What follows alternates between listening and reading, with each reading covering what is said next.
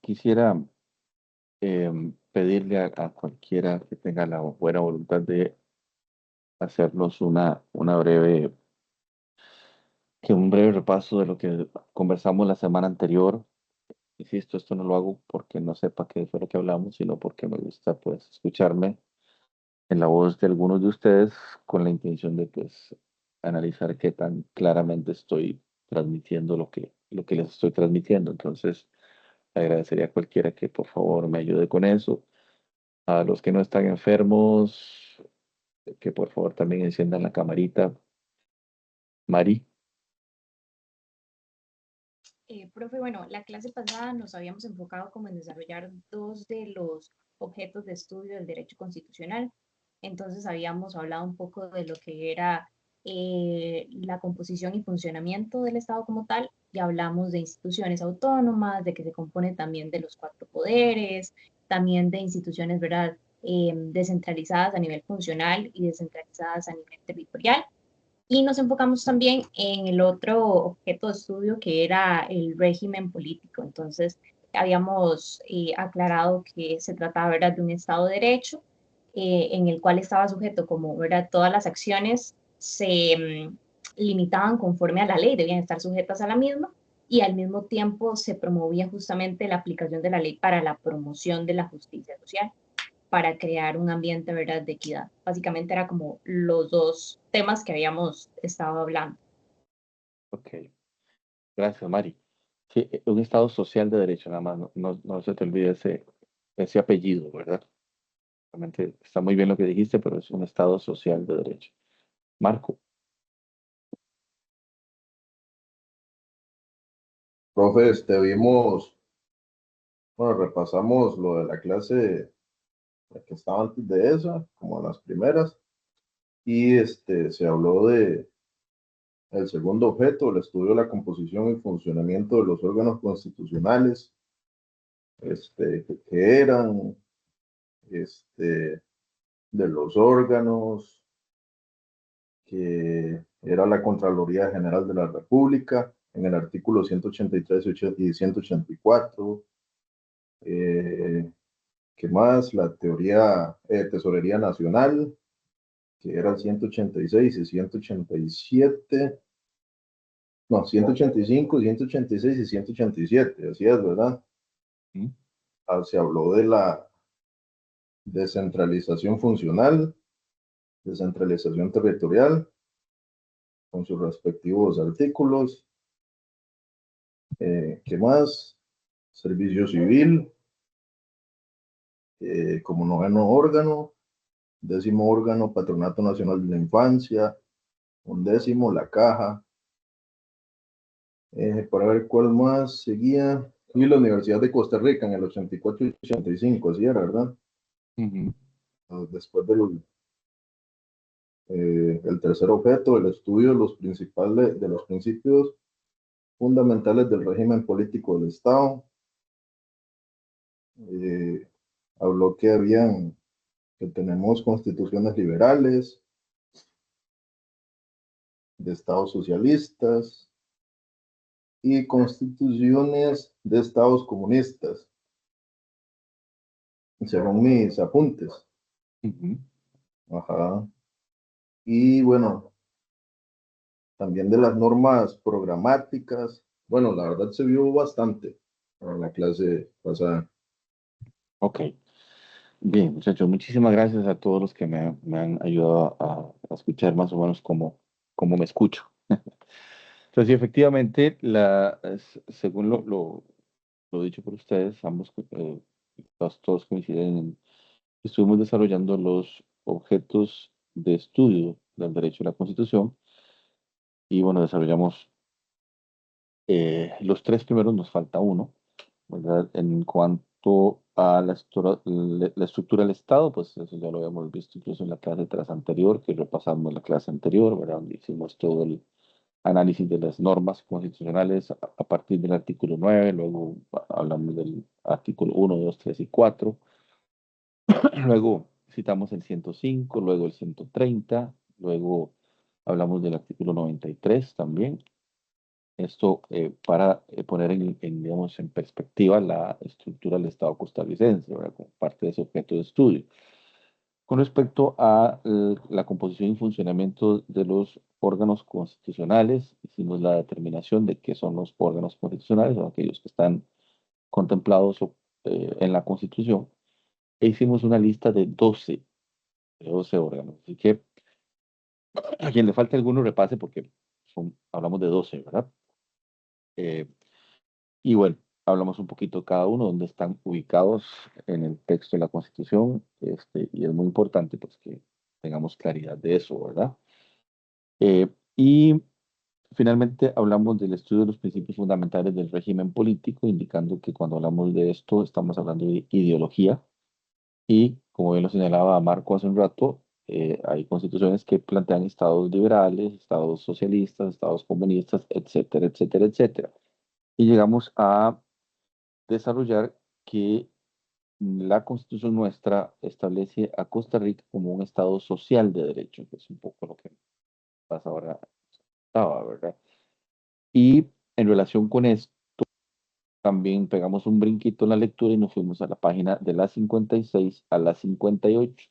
Si no lo tienen claro, apúntenlo, que obviamente será materia variable de la semana entrante, de la 56 a la 58, donde don Rubén Hernández nos hace un breve pero sustancioso resumen de cuáles son las características que tiene la Constitución de 1949 que nos hacen poder afirmar que esta Constitución establece que Costa Rica es un Estado social de derecho.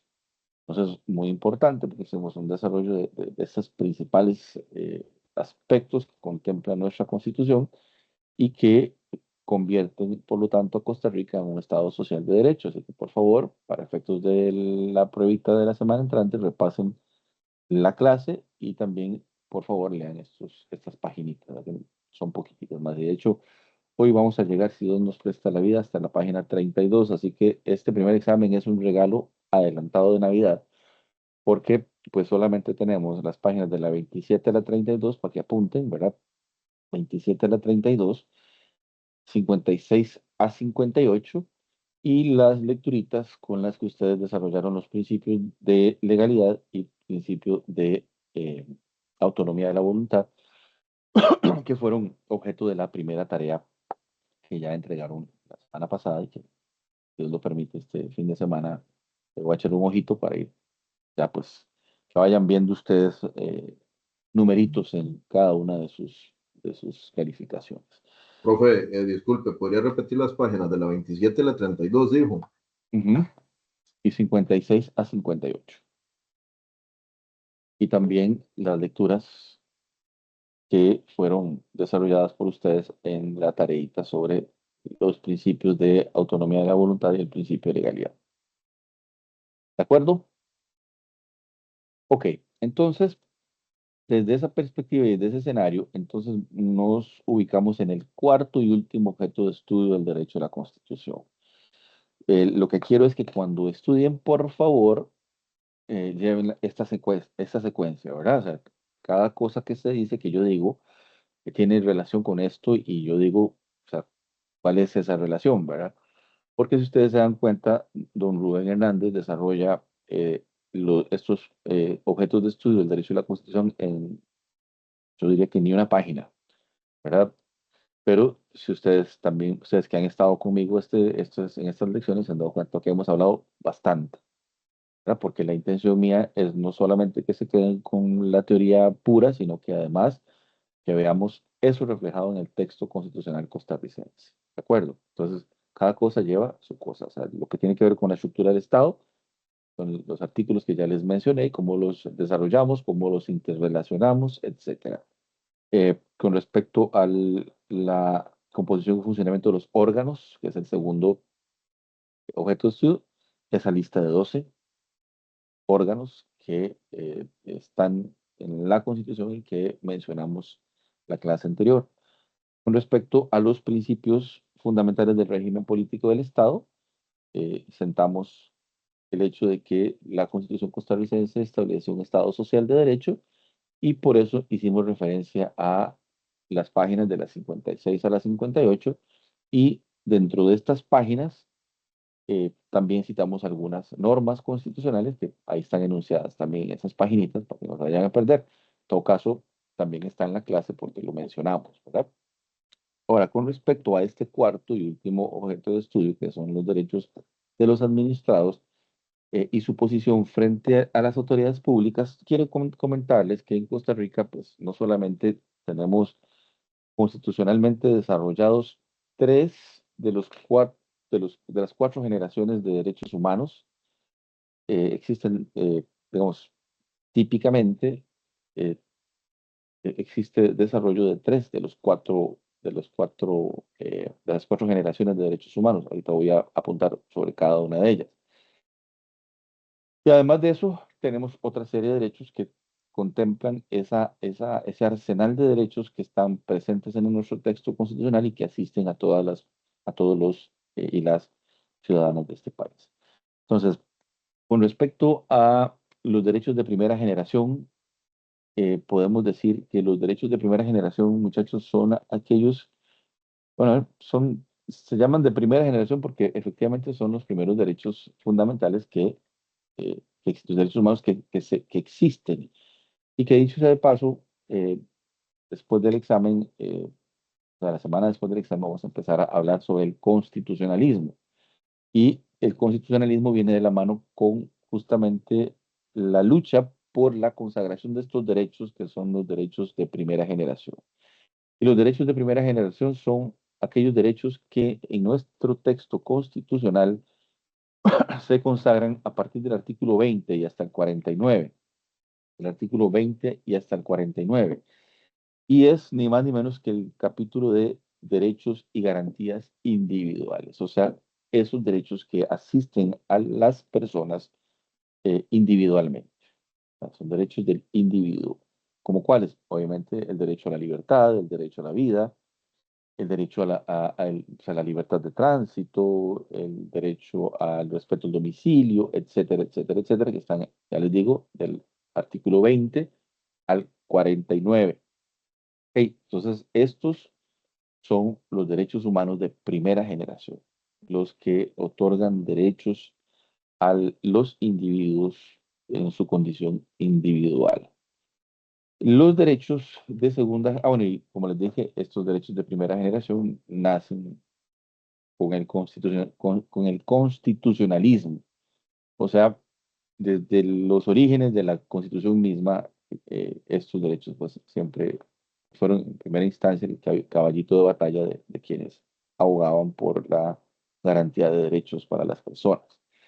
Los derechos humanos de segunda generación, en cambio, son aquellos derechos que eh, conciben al individuo como un sujeto social. Y entonces son los derechos que están contemplados en nuestra Constitución a partir del artículo 50 en el capítulo de derechos y garantías sociales, el individuo como sujeto social. ¿Sí? Y concretamente, dentro de estos derechos, los o sea, esos derechos giran en torno a dos condiciones sociales de los Profe, individuos. ¿Sí? perdone, disculpe, ¿qué artículo dijo? Perdone, Del 50. 50 al 74. Sí. Gracias. Recuerden levantar la mano, chicos. Yo no tengo ningún problema. Me encanta escucharlos, pero sí, me gusta que me levanten la mano. Entonces, yo termino la idea que estoy esbozando y luego les doy la palabra para. Siempre me interesa mucho saber qué es lo que piensan y o cualquier inquietud que tengan, ¿verdad? Entonces, decía que eh, dentro de este capítulo de derechos y garantías sociales se privilegian dos escenarios sociales del individuo. Por un lado, los derechos familiares, o sea, los derechos a la familia, y por otro lado, los derechos laborales, o sea, todo lo que tiene que ver con el derecho al trabajo. Entonces, se genera a partir de este par de ambientes del individuo, la familia y el trabajo. ¿Ya? Entonces, por ejemplo, el artículo 51 dice que la familia, como elemento natural y fundamento de la sociedad, tiene derecho a la protección del Estado Igualmente, esta norma fue reformada. Yo lo veo en esta versión que está actualizada. Igualmente tendrán derecho a esa protección la madre, el niño y la niña, las personas adultas mayores y las personas con discapacidad. O sea, hay una reforma que es de términos, pero es muy importante. Repito, ven lo que dice. Eh, igual protección, tendrán igual protección la madre, el niño, la niña, las personas adultas mayores y las personas con discapacidad. Antes de la reforma, bueno, esta reforma es del año 2019. Antes de esta reforma decía, igualmente tendrán derecho a esa protección la madre, el niño, el anciano y el enfermo desvalido. O sea, al final es lo mismo, pero en términos más actualizados dentro de lo que es el enfoque de derechos, ¿verdad? El niño y la niña, o sea, la cuestión de género, ¿verdad? El anciano ya no se le dice anciano, sino adulto mayor. Y el enfermo desvalido ya no se le llama enfermo desvalido, sino se le llama personas con discapacidad. ¿Ok? Entonces, de alguna forma hay una progresión en el tratamiento de los derechos, ¿verdad? Entonces, esto en el artículo 51 sobre la familia. Obviamente hay otros artículos que desarrollan el tema de la familia que están en el 52, 53, 54 y finalmente en el 55. A partir del artículo 56 nos habla ya del individuo como un sujeto en su entorno laboral y nos dice que el trabajo es un derecho del individuo y una obligación con la sociedad. El Estado debe procurar que todos tengan una ocupación honesta y útil, debidamente remunerada, e impedir que por causa de ella se establezcan condiciones que en alguna forma menoscaben la libertad o la dignidad del hombre o degraden su trabajo a la condición de simple mercancía. El Estado garantiza el derecho de libre elección del trabajo. Entonces, es el tema del individuo como un sujeto laboral, no sé, eh, estableciendo el trabajo entonces no solamente como un derecho, sino como una obligación del individuo con la sociedad. Y a partir de esta disposición existen otras regulaciones sobre el trabajo, como el tema de las jornadas laborales, como el tema del derecho a las vacaciones, como el derecho de los trabajadores a formar sindicatos, etcétera. ¿Sí? Entonces, un detalle importante es que si ustedes notan, cuando estamos hablando de derechos de tipo social, eh, pues no cabe duda que las relaciones jurídicas que se establecen en el ejercicio de este derecho parte de relaciones jurídicas de derecho privado, ¿verdad? Porque a nadie obligan a casarse, bueno, por lo menos no en este siglo XXI, ¿verdad? Hace tal vez en el siglo pasado, pues sí, ¿verdad? Cuando había una tortilla de por medio, pues tenía que casarse sí o sí. Hoy la gente ya ni se casa, pero bueno, en fin. Lo cierto el caso es que a nadie obligan a casarse, pero ese acto de matrimonio, si bien es cierto, es una decisión libre entre dos sujetos, hombre, hombre, mujer, mujer o hombre y mujer, como todos sabemos, ¿verdad? Que es posible. Lo cierto del caso es que tiene una tutela especial por parte del Estado. No solamente el vínculo matrimonial, sino todas las otras relaciones que se despliegan a partir de ese vínculo matrimonial, ¿verdad? Como la afiliación y otro tipo de cosas más, ¿verdad? Entonces, ¿a qué voy con esto? Bueno, que hay un interés social de parte que el Estado regula y garantiza en este tipo de relaciones, que aunque son relaciones entre sujetos de derecho privado, tienen una relevancia de corte social, igual que el trabajo, ¿verdad? Se supone que un contrato de trabajo es un contrato entre dos sujetos de derecho privado. Sin embargo, a ese contrato de trabajo le caen encima todas las disposiciones constitucionales como la regulación del salario mínimo, la regulación de las jornadas de trabajo, las regulaciones del salario, digamos, o lo del pago del tiempo extraordinario, etcétera, etcétera, etcétera. Entonces son cosas que aunque eventualmente pudieran establecerse de manera distinta en un contrato laboral, no tienen validez porque las relaciones laborales son de interés público, ¿verdad? Entonces, si se establece que el salario mínimo para un peón agrícola es de, no sé, no tengo la menor idea, pero digamos que 400.000 colones al mes, eh, no puede un patrono negociar con un peón agrícola por un salario de 250.000, por más que quiera, ¿verdad? Porque hay una cuestión de orden público que prohíbe esto. Entonces, aunque es una relación entre sujetos de derecho privado, hay un interés público tanto en las relaciones laborales como en las relaciones familiares. Ahora sí, don David. Gracias, profesor. Bueno, ahora que se toca el tema de la reforma que se hizo al Código de Familia, pregunto, digamos, es que no lo recuerdo, pero por lo menos para actualizarlo y tenerlo más claro. ¿Había algún tipo de presión, digamos, por convenios internacionales en esa materia o derecho internacional que hizo que la administración de Carlos Alvarado, creo que fue la que si no más, o fue Luis Guillermo Solís, no recuerdo, creo que fue la de Carlos Alvarado, que instauró esa reforma en el Código de Familia? Bueno, no, presión de corte internacional ninguna, ¿verdad? De hecho, si ustedes analizan la estadística, más bien son menos los estados que han, Países.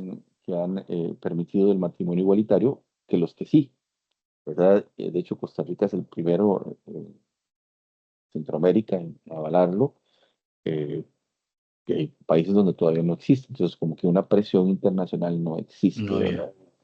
había. Y fue en el gobierno de Luis Guillermo Solís, a partir de una opinión consultiva que le solicita al gobierno de la República a la Corte Interamericana de Derechos Humanos. Eh, Era vinculante, perdón. Sí, claro que sí, porque de hecho, la vinculante no, digamos, no de pleno derecho, no de pleno derecho, pero tanto las sentencias de la Corte Interamericana de Derechos Humanos como las opiniones consultivas que emite tienen un rango supraconstitucional, porque están concebidas a partir de la Convención Americana de Derechos Humanos, que tiene ese rango. Y por lo tanto, Entonces, profe, perdón que lo vaya interrumpiendo. Entonces, para entender, sí o sí tenían que implementarlo. Si no mm, estaban violentando el... sí, pero no, porque si usted se da cuenta, o sea, lo ideal hubiera sido que la Asamblea Legislativa de Mutuo Propio hiciese una reforma al Código de Familia y a otras leyes conexas que tenían que ver con este tema, pero no se hizo así. No se hizo así porque esa opinión no aplica de pleno derecho. Costa Rica tiene soberanía y Mm, los órganos constitucionales de Costa Rica son los que definen estas cosas, pues podría mm, eventualmente mantenerse a contrapelo de la opinión consultiva emitida por la Corte Interamericana de Derechos Humanos. Lo cierto del caso es que el matrimonio igualitario llega a este país en virtud de una acción de inconstitucionalidad. Una acción de inconstitucionalidad donde es la Sala Constitucional la que, aplicando los criterios esbozados por la Corte Interamericana de Derechos Humanos en esa opinión consultiva, determina que por control de convencionalidad deben declararse la inconstitucionalidad del inciso 6 del artículo 14 del Código de Familia, que establecía el matrimonio entre personas del mismo sexo como un matrimonio imposible. De acuerdo, pero esto es un tema que no quiero tampoco abundar mm. mucho, mi estimado David, porque hay un grupo de investigación que, si no me equivoco, tiene este tema del Sí. matrimonio igualitario por investigar, es cierto, ¿verdad? Eso sí. Entonces no quiero como quemarles el rollo a los compañeros, ni mucho menos. Tengo a Javier con la mano levantada, pero antes había alguien más que no recuerdo ahorita quién era. Me parece que era Lenín. O me equivoco, con Lenín. Se me hizo. Sí, en realidad sí, pero era nada más como para hacer un comentario, pero usted tiene razón. De todas maneras, es que estaba investigando ese tema y yo le exponía mis puntos al compañero Javier, que es compañero justamente del tema de investigación, del tema justamente regulatorio, pero tiene razón usted, si ahorita hablamos del tema, lo vamos a adelantar mucho de lo que deberíamos exponer, entonces mejor me lo guardo para la exposición. Excelente. Afine el lápiz nada más y lo sacamos en el momento procesal oportuno. Don Javier. Sobre eso mismo que mencionaba Lenín, profe, nada más para tener claro ahí, porque estábamos viendo si lo abarcábamos a nivel nacional o a nivel internacional, ¿verdad? ¿Usted qué nos sugiere? Mm, Eso, No, No, pues obviamente, si usted me pide a mí, si me pone a mí a escoger, pues yo le digo, échele hacha, calabaza y miel, ¿verdad? O sea, échele con todo. Me consulta a Ok, mí, sí, sí, porque ¿verdad? Porque estábamos analizando, estábamos porque viendo como, eso, a ver si lo hacíamos aquí a nivel nacional o no ampliábamos más. Esa era no, la no, pregunta, profe. está muy bien, porque incluso si pueden hacer análisis de derecho comparado, pues imagínense cómo me pongo yo, como hormiga en tapa dulce de la contentera. Claro que sí, ¿verdad? Y si no es, si no hace un análisis de derecho comparado, por lo menos de una mención estadística, ¿verdad? De cuáles estados han adoptado o no este tema, ¿verdad? Detalles. Bueno, entonces, continuando, eh, más bien regresando al tema que estábamos desarrollando, eh, estos derechos humanos de segunda generación, entonces son los que conciben al ser humano, a la persona, como sujeto social y desarrolla concretamente dos escenarios, el familiar y el laboral. Y están desarrollados en el artículo del 50 al 74 de la Constitución Política de Costa Rica. Eh, Hay que decir que estos derechos y garantías sociales, pues obviamente tienen una génesis muy particular en Costa Rica, todos conocen eso. Bueno, y si no, igual cuando veamos la historia constitucional vamos a hablar bastante de esto. Pero lo cierto el caso es que tiene una génesis en la década de los 40 del siglo pasado, donde el doctor Rafael Ángel Calderón Guardia impulsa una reforma constitucional para incorporar en la Constitución de 1871 el capítulo de Derechos y Garantías Sociales. Y bueno, se hace toda se hace fue un gran revuelo que se da en ese momento, porque no solamente se incorpora este capítulo, sino que se crea la Caja Costarricense del Seguro Social, se promulga el Código de Trabajo y se crea la Universidad de Costa Rica. Pero todo esto, insisto, cuando veamos la historia mejor, lo cierto el caso es que lo que quiero apuntar acá es que esto no es que de repente don Rafael Ángel está inventando o innovando el agua tibia. O sea, hay toda una corriente mundial que apunta hacia la redefinición del papel del Estado en, en la sociedad, digamos, cada país, ¿verdad? Esto porque eh, con con el desarrollo y evolución del bloque socialista a partir de la Unión de Repúblicas Socialistas Soviéticas que se consolida a partir de la revolución bolchevique en Rusia, perdón, donde deponen al zar y no solo lo deponen, sino que lo eliminan, ¿verdad? Eh, Se empieza a generar bueno, la organización que adopta la Rusia es es una, una, es una organización de Estado siguiendo las doctrinas de Karl Marx y de Federico Engels que apuntan hacia el socialismo. Entonces se van extendiendo también y no se conforman con ser Rusia, sino que van tomando más territorios y se crea lo que se conoció en la historia universal como la Unión de Repúblicas Socialistas Soviéticas, que eh, sucumbe a finales del siglo pasado, pero bueno, eso es historia, ¿verdad? Lo cierto del caso es que evidentemente el comunismo es antagónico al capitalismo, una visión totalmente diferente de la función del Estado en la sociedad. El capitalismo, con un corte eminentemente liberal, establece que el Estado debe dejar hacer, dejar pasar. O sea, la filosofía política del liberalismo, un Estado que no interfiere, que no mete mano en cuestiones de tipo económico y por lo tanto no genera alteraciones en la economía, sino que lo que hace más bien es promover que los sujetos privados puedan desarrollar, desarrollar la economía, indicando que la economía se maneja por las famosas leyes de la oferta y la demanda, o lo que también se conoce como la ley de la mano invisible, ¿verdad? Donde es la oferta y la demanda las que determinan cuál camino debe seguir la economía. Sin embargo, la aplicación de esta ley de la oferta y la demanda y la posición de alguna forma timorata de los estados, con el dejar hacer, dejar pasar, había permitido primero la acumulación de grandes riquezas en manos de muy pocos y por lo tanto el empobrecimiento de una gran mayoría de la sociedad. Entonces, las sociedades capitalistas podían tener mucho desarrollo. Ahora, Juan, un bicho que el bicho es como un gato, güey, no se deja matar. Este, eh, Se desarrolla pues fuertemente los capitales, pero evidentemente la generación de capital pues también genera empobrecimiento y también otro tipo de situaciones de cara sobre todo a la gente con menos recursos que pueden ser incluso contrarias a la dignidad humana y ya no estamos hablando de esclavitud ni mucho menos, pero sí estamos hablando de ser simplemente mano de obra, ¿verdad? Punto de que pues un trabajador en ese escenario se enfermaba y qué pena.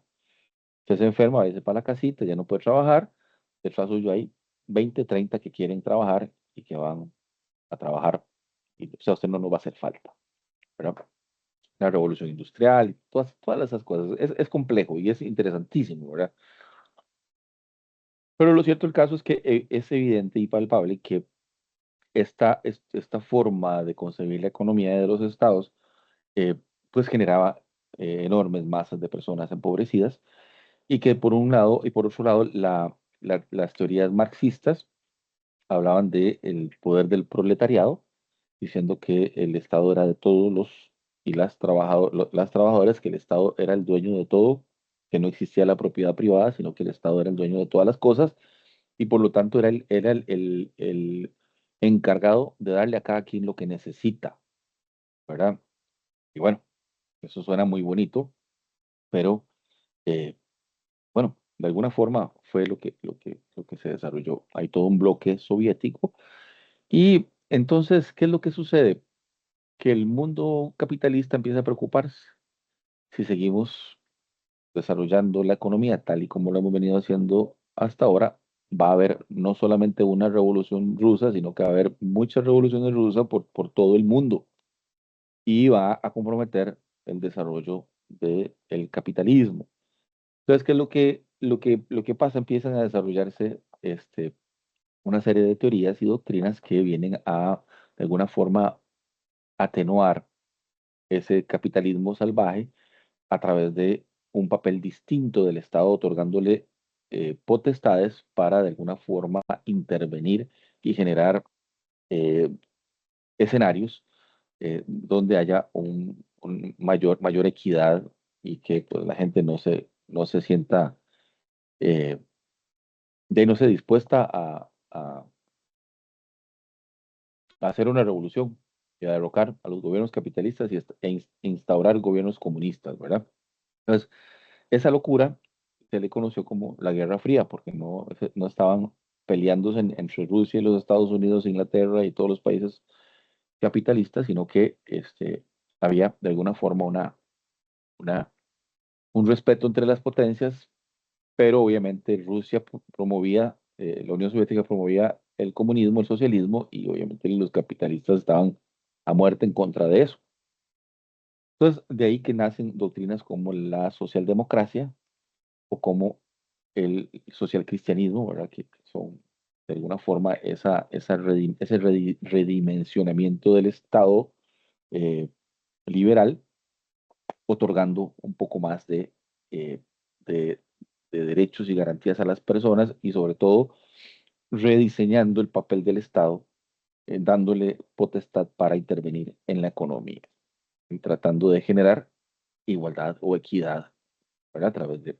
Entonces, estos derechos humanos de segunda generación tienen ese contexto.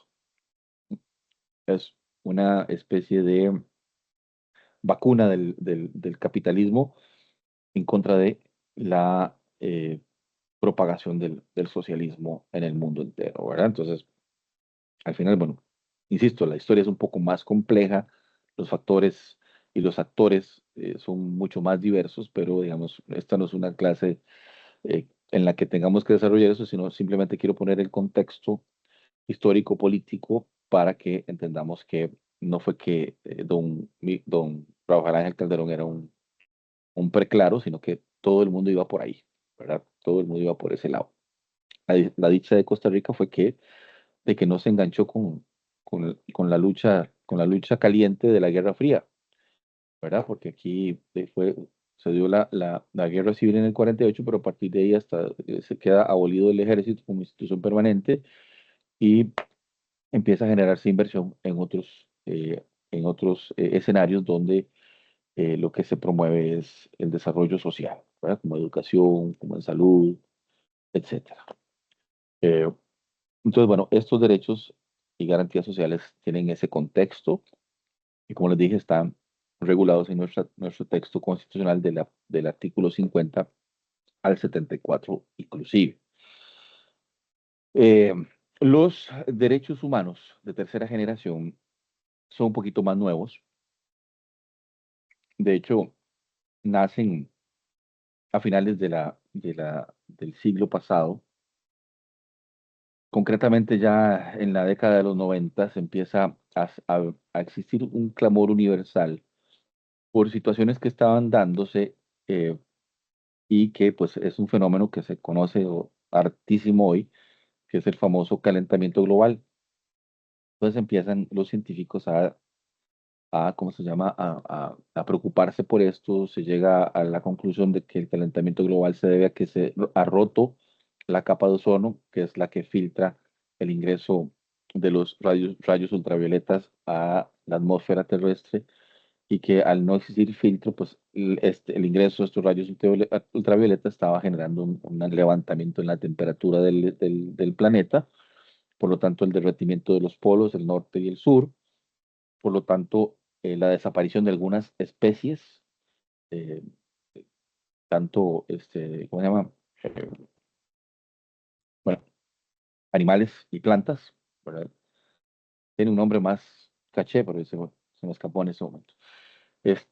Y también se ha promovido la proliferación de nuevas bacterias, virus y otras cosas que antes no se conocían, que justamente por los cambios de temperatura, pues se convierten en caldo de cultivo para que ciertas bacterias y ciertos virus muten, generando pues serios problemas de salud en el mundo entero, ¿verdad? Entonces, ese gran problema pues se determina así y se dice que, bueno, que la razón por la que se rompe la capa de ozono es por la liberación de gases con efecto invernadero en la atmósfera y que quienes producen más gases de efecto invernadero son los países industrializados, ¿ah?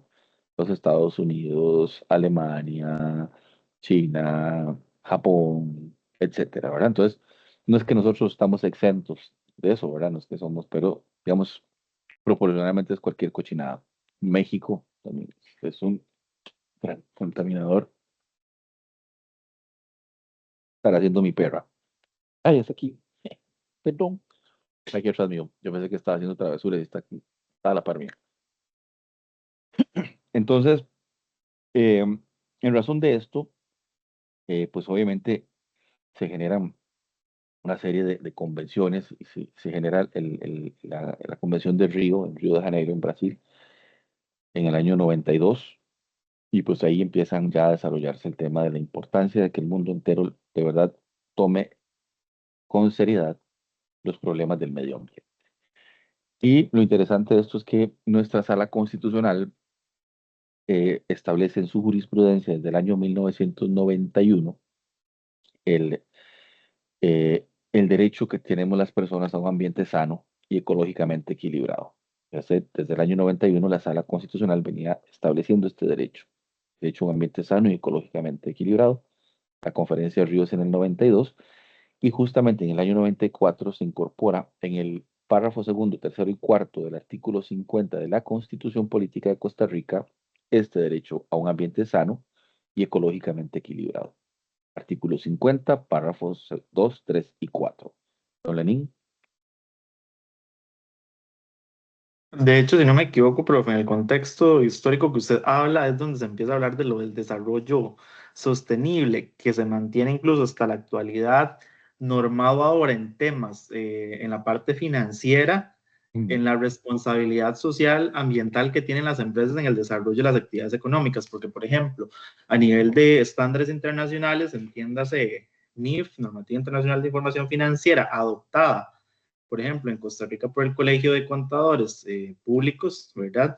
Para el desarrollo de la profesión contable, ahora es necesario, por ejemplo, en temas de auditoría, un desarrollo de políticas internas en la empresa para evidenciar que las empresas, ¿verdad?, reguladas y aquellas que son sometidas a estos procesos tengan un plan de contingencia del efecto que están generando en el ambiente como tal. Correcto, correcto.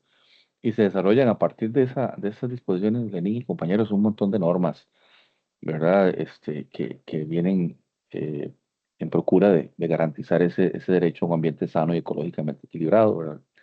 Ley de aguas, ley de vida silvestre, tantas otras leyes, ¿verdad? Que vienen a complementar todo y no solamente las NIF, sino que me parece que en las NICs y también en las normas de control interno a nivel público, también están estas variables, ¿verdad? De la sostenibilidad. Incluso en la nueva ley de contratación, de general de contratación pública, también entre los factores a evaluar eh, por las entidades públicas que realizan contrataciones, está también la posibilidad de incorporar temas de carácter ambiental, ¿verdad? Y si no en la evaluación, por lo menos dentro de los criterios de admisibilidad o los requisitos que se exigen de las empresas, ¿verdad? Dependiendo de lo que se vaya a contratar, ¿verdad? Por ejemplo, si vas a contratar, una municipalidad va a contratar la construcción de una carretera, pues es evidente que te va a incorporar variables de tipo ambiental en, en los pliegos de condiciones para que las empresas o la empresa que eventualmente sea adjudicataria del contrato, pues garantice que sigue ciertas normas de resguardo medioambiental. Entonces, pero bueno, entonces estos derechos de tercera generación son los derechos al medio ambiente. En Costa Rica, como les dije, en el año 94 se reforma el artículo 50, incorporándole párrafos 2, 3 y 4 sobre el derecho a un ambiente sano y ecológicamente equilibrado. Y se remata esto con una reforma en el año 2020, donde se establece también en el artículo 50, en el último párrafo, se incorpora el criterio que el acceso al agua potable es un derecho humano y que por lo tanto debe privilegiarse el agua para el consumo humano antes de que para cualquier para cualquier otro uso, ¿verdad?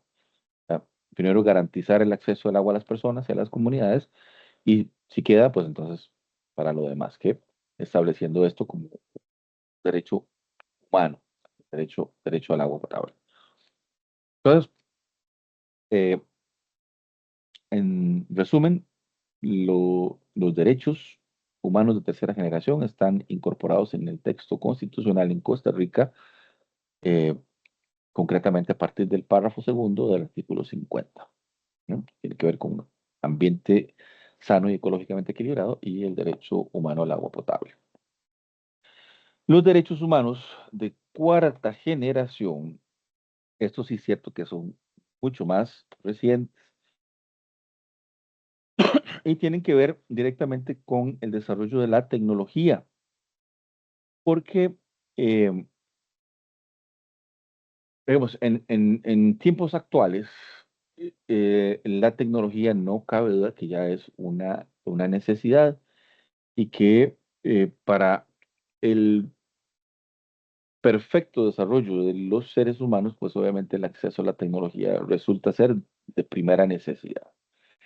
Eh, Lo que pasa es que en Costa Rica todavía no tenemos una norma específica en la Constitución que regule esto. Hay normas de otro tipo de naturaleza, pero una norma constitucional todavía no se ha incorporado al texto constitucional.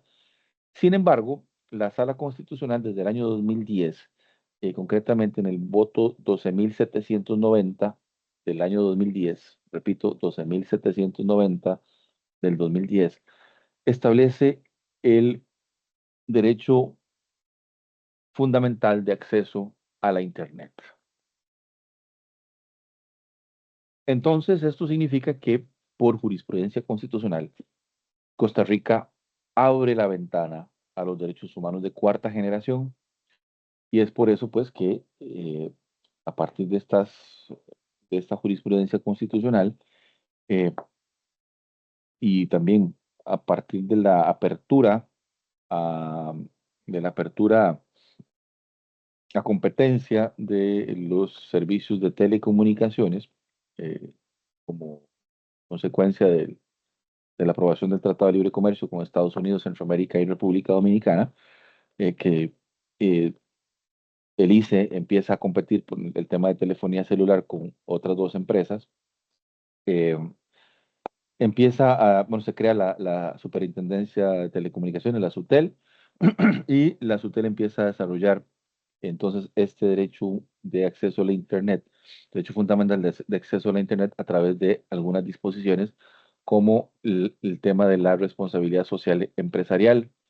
Entonces ha obligado a las prestadoras del servicio, de los servicios de telecomunicaciones a colocar plantas bueno, no sé cómo se llama, plantas o torres o, bueno, yo que sé, plataformas de telecomunicaciones en sitios donde quizá el atractivo económico no sea el más atractivo, valga la redundancia, o sea, donde el retorno de la inversión es muchísimo más lenta de lo que sería colocar una planta de una plataforma de telecomunicaciones en un sitio donde hay muchos clientes, ¿verdad? No es así, por ejemplo, que ustedes pueden ir a Tortuguero y en Tortuguero, ¿alguno ha ido a Tortuguero? ¿Conocen Tortuguero? No, bueno, les recomiendo que se den una vueltica por el Caribe y si tienen chance de ir a Tortuguero, es una bonita experiencia, el navegar ahí por todos los canales de Tortuguero, canales del Colorado, etcétera. Hay hotelitos para todos los gustos y para todos los presupuestos y eso, la verdad, es un bonito lugar para ir a olvidarse un poco del día a día, ¿verdad? Eh, pero lo que quería decir con eso es que Tortuguero es un pueblito eh, que yo me atrevo a pensar, me atrevo a decirles que basta 30 minutos para que ustedes lo puedan recorrer de norte a sur y de sur a norte, o sea, de un lado para otro. Es pequeñito. Y sin embargo, ustedes van a encontrar que ahí existe pues tienen una oficina del ICE, tiene pues también las plataformas de telecomunicaciones y me imagino que también las otras empresas prestadoras del servicio Claro y ahora Liberty también tienen sus plataformas y sus oficinas ahí. Y por lo tanto, es un lugar donde ustedes pueden ir y estar tranquilos de que sí van a tener cobertura de Internet. Siempre y cuando obviamente tengan su plancito al día y demás, pero van a tener cobertura de Internet. Y esto pues se ha logrado gracias a esto, a la responsabilidad social empresarial que se ha impulsado a través de la SUTEL. Sin embargo, ¿qué es lo que pasa? Que cae la pandemia, muchachos, y la pandemia viene a ser como a ver, como un cable a tierra, yo diría más bien como un desengañador. En otras palabras, y quizá más trágicas, la pandemia viene a desnudarnos como Estado en cuanto a el nivel de inserción de este derecho, o más bien el nivel de universalización de este derecho de acceso al Internet. ¿Por qué razón? Porque las escuelas cierran, los colegios cierran, y un montón de niños y niñas en este país, sobre todo en las áreas más vulnerables, en zonas rurales y también en el gran área metropolitana, en zonas muy vulnerables socioeconómicamente, y prácticamente se quedan sin la posibilidad de atender las lecciones vía Teams o vía, bueno, los otros plataformas que utilizó en ese momento el Ministerio de Educación para poder continuar con el curso lectivo. ¿Por qué razón? Porque no basta con que usted tenga en la nuca una torre de telecomunicaciones si usted no tiene un bendito aparato o dispositivo, como se le llama ahora técnicamente, con el que usted pueda conectarse a Internet. Entonces, sin duda alguna, esto, si ya de por sí el famoso apagón educativo era era una situación palpable y con mucho más razón la pandemia vino a recontrapagar aquello, ¿verdad? Porque hubo muchos chiquitos que definitivamente no pudieron seguir clases por internet. Los docentes tuvieron que hacer un montón de esfuerzos, los que con gran vocación lo hicieron, ¿verdad? De preparar materiales y prácticamente andar como carteros entregándole documentos casa a casa a los chiquitos, ¿verdad? Para que más o menos pudieran continuar eh, activos intelectualmente, ¿verdad? Pero sí fue revelador que el derecho humano, el derecho fundamental de acceso a la Internet, está todavía en pañales en Costa Rica. Evidentemente, con la pandemia también, después de que medio se recuperó el Estado, hubo, sobre todo en el gobierno de Carlos Alvarado, hubo una serie de políticas que se impulsaron para tratar de garantizar, eh, políticas públicas para tratar de garantizar el acceso de niños y niñas a dispositivos que les permitiesen conectarse también a Internet, ¿verdad? Esto pues vino a tener una merma un poco en este gobierno, no sé cuál será la estrategia de este gobierno en realidad, porque lo primero que hace Chávez es echar a la Fundación Omar Dengo, ¿verdad? Diciendo que era muy cara, ¿verdad? Y que pues, el Estado podía hacerlo de manera distinta sin estar pagando tanto. Lo cierto es que creo que ni picó la leña ni prestó el hacha, ¿verdad? Porque creo que eso es una realidad, ¿verdad?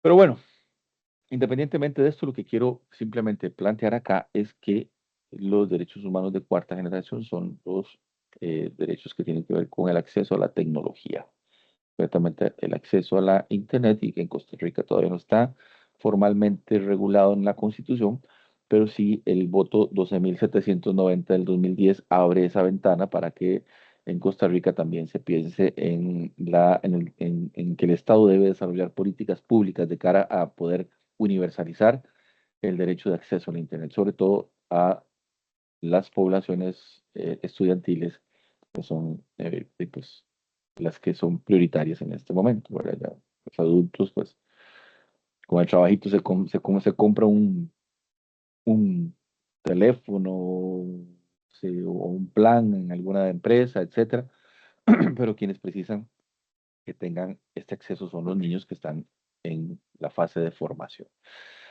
Ok, además de estos derechos de primera, segunda, tercera y cuarta generación, también nuestra Constitución nos habla de otros derechos. El artículo 75, por ejemplo, nos habla de la libertad de culto. Con este artículo yo tengo cierta bronca y le soy honesto. Primero lo voy a leer y ustedes adivinarán cuál puede ser la bronca que yo tengo con este artículo. Dice el 75 que la religión católica apostólica romana es la del Estado, el cual contribuye a su mantenimiento sin impedir el libre ejercicio en la República de los otros cultos que no se opongan a la moral universal ni a las buenas costumbres. Ese es el artículo que consagra la libertad de culto como un derecho en este país, ¿verdad? La bronca que yo tengo acá es que no puede ser posible que en pleno siglo XXI todavía exista un Estado que pueda definirse como católico, porque no hay nada más absurdo que eso. O sea, los estados no tienen religión. Sea, quienes tenemos religión somos las personas, es una relación eh, del individuo con su idea de Dios. Es quienes nos religamos son las personas, no el Estado. Entonces, esto me parece una barbaridad que todavía en pleno siglo XXI nos tengamos esa norma ahí, pero bueno, cuando se habla de Estado laico salen un montón de atalayas, ¿verdad? Diciendo que los que defendemos el Estado laico somos un montón de ateos, que queremos sacar a Dios de la Constitución y un montón de discursos absurdos, como si a Dios le importara un pepino que en la Constitución de Costa Rica se diga que la religión católica es la del Estado. Esto obviamente es mi opinión personal y respeto si alguno de ustedes está muy de acuerdo con que el Estado tenga religión. Yo particularmente no lo estoy y yo sí abogo por un Estado laico. O sea, me parece que es lo normal. Evidentemente lo que debe garantizar la Constitución es la libertad de culto. Eso sí, que cada quien tenga el credo que quiera tener. Eso sí, pero de ahí a que el Estado tenga una religión, eso sí es una barbaridad. Y peor, que además deba contribuir a su mantenimiento, ¿verdad? Eso me parece todavía peor. ¿Verdad? Y de esta disposición han venido a beneficiarse también las otras religiones. Por ejemplo, ninguna iglesia de la denominación que sea paga el impuesto sobre bienes inmuebles eh, a las municipalidades. Están exentos. Beneficios de Dios. En fin, no sé. Bueno, pero entonces, quedémonos ya, sí, don Lenín. A temporalidades de la Iglesia Católica, según la ley de renta, también se les puede trasladar el impuesto para no depositar, digamos que no pagarlo directamente a las cuentas del Ministerio de Hacienda. Correcto. Quien hace donaciones a la temporalidad de la iglesia tiene eso como, está dentro del margen que puede exonerar, digamos. Gracias. Georginela, perdón. Profe, dos dudas tengo. A ver, De la tercera generación, el acceso al agua potable en primera instancia para las personas. ¿Y qué era el otro punto que vimos en esa generación? recuerde que es el artículo 50 a partir del párrafo segundo. Apúntelo por ahí para que no se le olvide nunca más en la vida. Y De son acuerdo. el derecho a un ambiente sano y ecológicamente equilibrado, que fue lo primero que hablamos, y después el agua potable como un derecho humano. Y con respecto al voto de la cuarta generación, ¿es el 12.790 o 770? 790, Gracias. del año 2010, ¿verdad? Si lo busca solo por el número, no lo va a encontrar. Es 12.790 del 2010. Ok, entonces, aparte de la libertad de culto, que está muy bien, eh, también existe un desarrollo eh, en la Constitución sobre el tema de los derechos a la educación y la cultura, que son sumamente importantes. Obviamente, es un Estado que ha apostado por la educación y la cultura como una herramienta de movilidad social de sus ciudadanos, eh, la erradicación del analfabetismo y obviamente toda la suerte de oportunidades que puede existir cuando la gente se educa, ¿verdad? Entonces, eh, por ejemplo, el artículo 78 es un artículo bueno, lo que contiene el 78 en su párrafo primero lo conocemos todos, lo hemos escuchado por todo lado, pero quizá no sabían que estaba en el artículo 78. Lo que dice el 78 es que la educación preescolar general básica y diversificada son obligatorias y en el sistema público gratuitas y costeadas por la nación. ¿Ok? Entonces, déjenme comentarles nada más que Costa Rica tiene 162 años de tener esta misma disposición, porque justamente el tema de la educación gratuita y obligatoria y costeada por el Estado es una creación de quien fuera presidente de la República en 1863, don Jesús Jiménez, quien establece esto. Desde 1863 viene este tema de que la educación debe ser gratuita, obligatoria y costeada por el Estado. Don Jesús Jiménez es todo un señor, fue presidente de la República 2 veces y además es el papá de don Ricardo Jiménez Oriamuno, que fue presidente de los 3 supremos poderes del país, fue el presidente de la Corte, presidente de la Asamblea Legislativa, bueno, del Congreso de la República, en ese momento se llamaba así, y fue presidente de la República 3 veces. Fue presidente de la República 3 veces. Más es la única persona que ha sido 3 veces presidente de la República en este país. Después de ahí, don Cleto González Víquez, que también es de la misma época, de hecho era como la némesis de don Ricardo. No, némesis no, eran el partido de oposición, el líder era Cleto y el otro era don Ricardo Jiménez. Don Cleto fue 2 veces presidente, don Ricardo 3. Y después de eso, pues, Oscar Arias, que fue presidente 2 veces, ¿verdad? Pero el único costarricense que ha ocupado primero la presidencia de los 3 supremos poderes ha sido don Ricardo Jiménez. Y además, quien ha ocupado la presidencia de la República en 3 ocasiones, únicamente ha sido don Ricardo. Eso es un dato histórico, nada más hay una curiosidad ustedes se darán cuenta de lo mucho que me gusta la historia de mi país, y cuando veamos la historia constitucional, pues me daré 4 gustos hablando con ustedes de historia. Pero bueno, entonces, bueno, este derecho a la educación, así gratuita, obligatoria y costeada por el Estado, no es un derecho nuevo, sino que viene, ya les dije, desde el 1863, y bueno, de alguna forma ha generado, desde ese principio, incluso en el apogeo del Estado sin Estado, y luego en el apogeo del Estado liberal se mantuvo esta posición y obviamente esta obligación del Estado de educar a, a la gente en el país, ¿verdad? Eh, Aparte de esto, pues obviamente también en este capítulo, sobre todo a partir del artículo 84, está todas las regulaciones que tienen que ver con la educación superior. Y bueno, también es muy importante. El tema de la educación y la cultura, entonces lo encontramos en la Constitución del artículo 76 al artículo 89. Y para acabar con el tema de los derechos, eh, tenemos que mencionar los derechos y deberes políticos. Eh, y los derechos y deberes políticos los regula nuestra Constitución del artículo 90 al 114, déjenme nada más verificar, 104, perdón, del artículo 90 al 104, 90 al 104. Son los derechos y deberes políticos. Eh, Pues evidentemente, en toda esa normativa que les acabo de señalar, se establece cuál es el concepto de sufragio, que ya hemos hablado 2 o 3 clases atrás, pero aparte de eso también se habla del Tribunal Supremo de Elecciones, ¿verdad? Y de todos los órganos básicos que conforman ese Tribunal Supremo de Elecciones.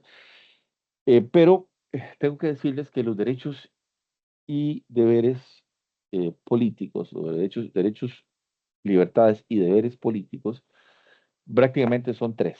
O sea, todo gira en torno a 3 eh, derechos.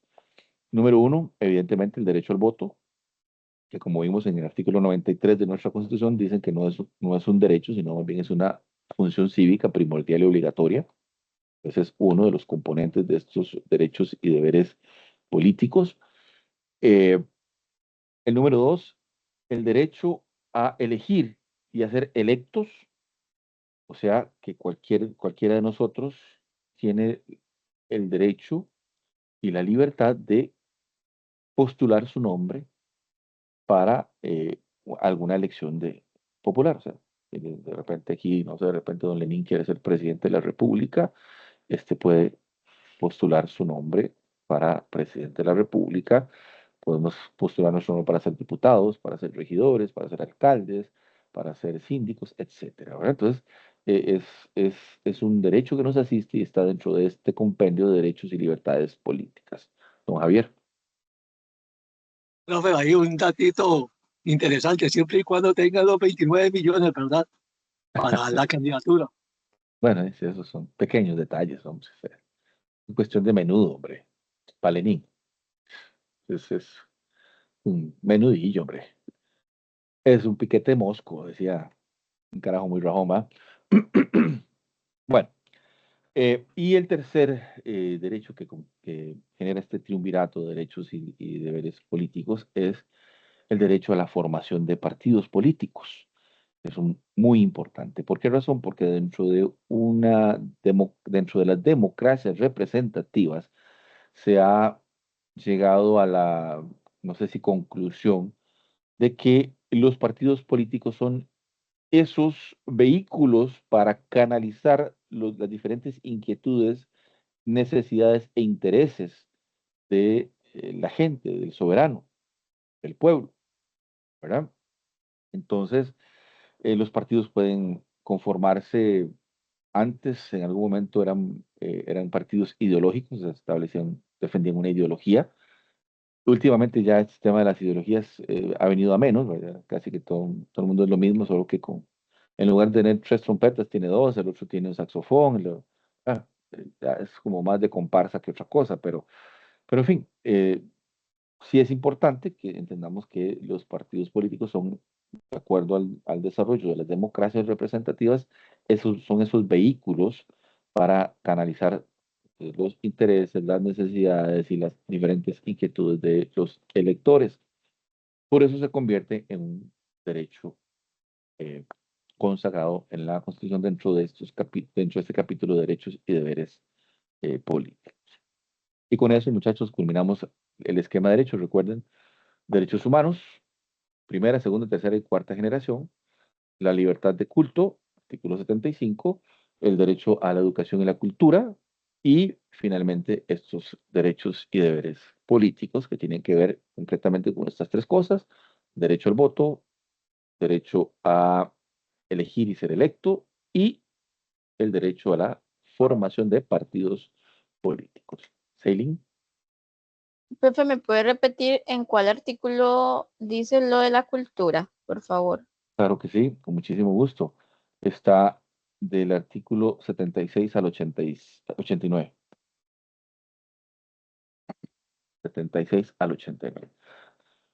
En todo caso, muchachos, miren qué interesante. Yo los invito a que ustedes agarren el librito que tienen de la Constitución y empiecen a verlo.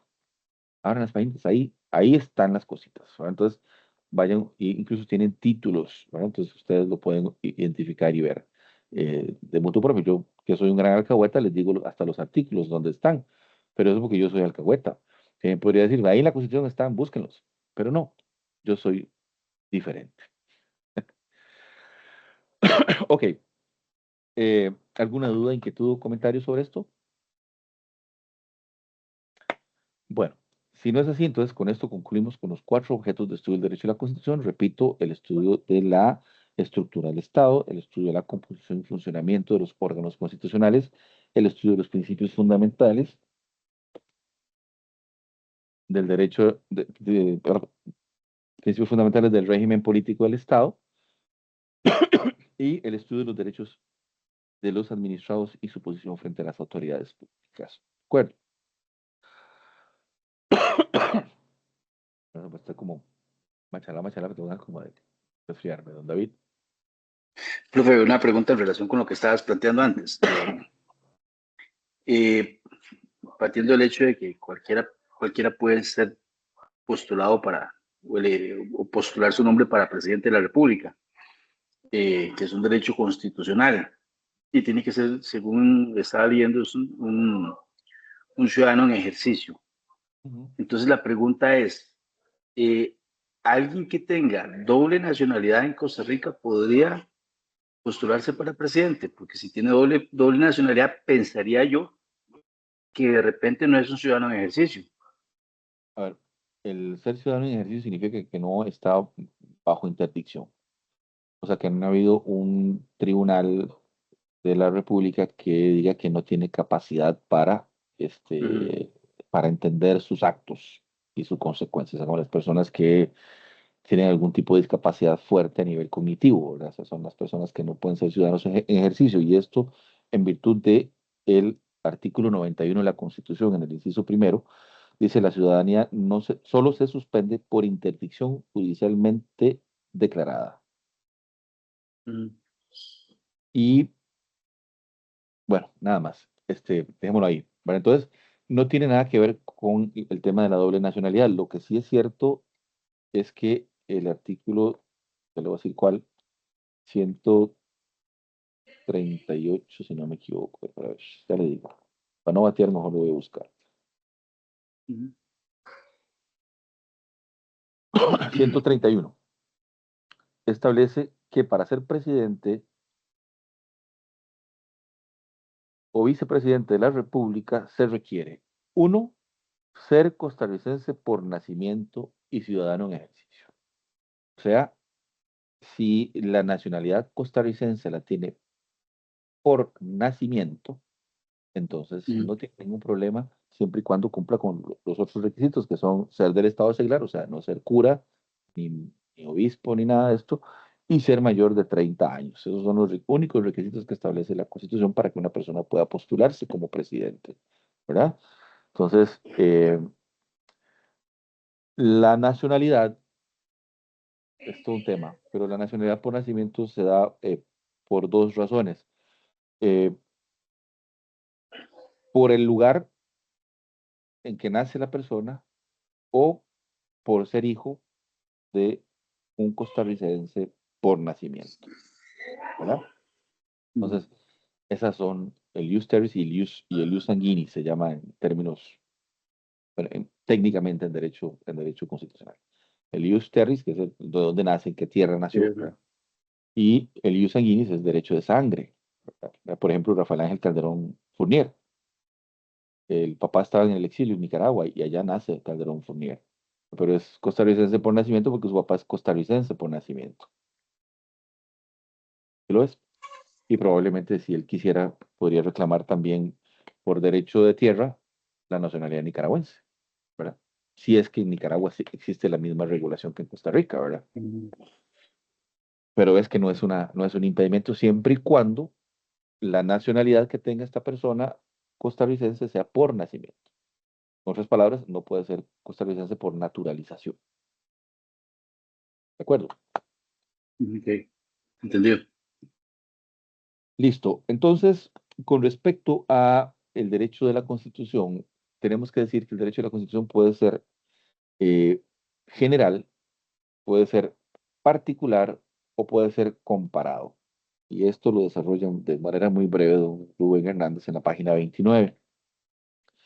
Cuando hablamos del derecho constitucional general, estamos hablando de los principios generales básicos que inspiran el derecho de la Constitución, como por ejemplo el principio del debido proceso, principio general básico, que no está en ninguna norma de la Constitución así de manera expresa, pero hay una norma en la Constitución que diga el debido proceso, taca, taca, taca. Pero sí hay un montón de normas en el texto de la Constitución que nos hace ver que en el texto constitucional costarricense debe eh, privilegiarse el debido proceso, que está compuesto por una serie de derechos también y de principios que forman parte de ese debido proceso, como por ejemplo el derecho a la intimación. El derecho a la intimación es que si usted está siendo responsabilizado de alguna situación, tienen que informarle, decirle con pelos y señas, vea fulanito, a usted lo estamos investigando por esta y esta razón. Y las pruebas que hay preliminarmente en su contra son estas, estas y estas. Las consecuencias de ser eventualmente hallado responsable de haber cometido esa falta o ese delito, lo que sea, podrían ser estos. Entonces, esa es la intimación. O sea, están poniendo un conocimiento de eso. Y obviamente, a partir de esa intimación, pues tienen que darte el derecho a la defensa.